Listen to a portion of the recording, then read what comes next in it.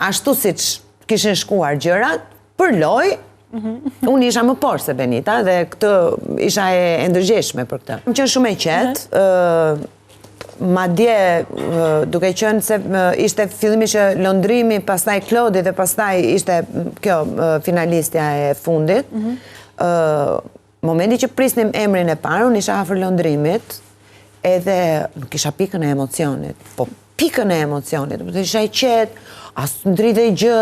as kisha në një lloj presioni, emocioni, dhe ja thash lëndrimit, thash ore, nuk kam pikën e emocionit. Kur mbërritëm në fund që më ngelën vetëm me Benitën, aty filloj pak, po prap jo shumë, me thënë të drejtën nuk është se prisja që të futesha në finale,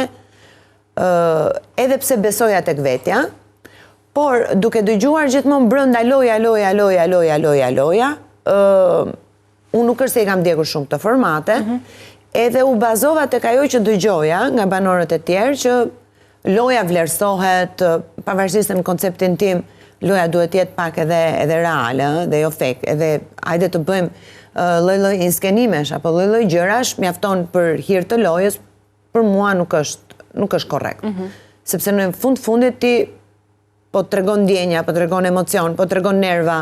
po fyen, po ofendon për hir të një loje, që në konceptet e mia nuk qëndron fare. Por, ashtu siç kishin shkuar gjërat, për lojë,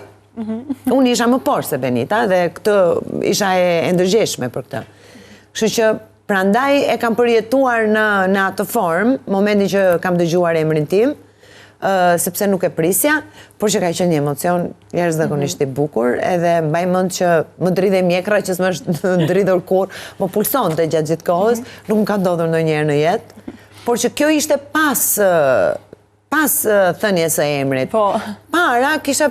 shumë pak emocion. Pastaj realisht kam qenë shumë e lumtur.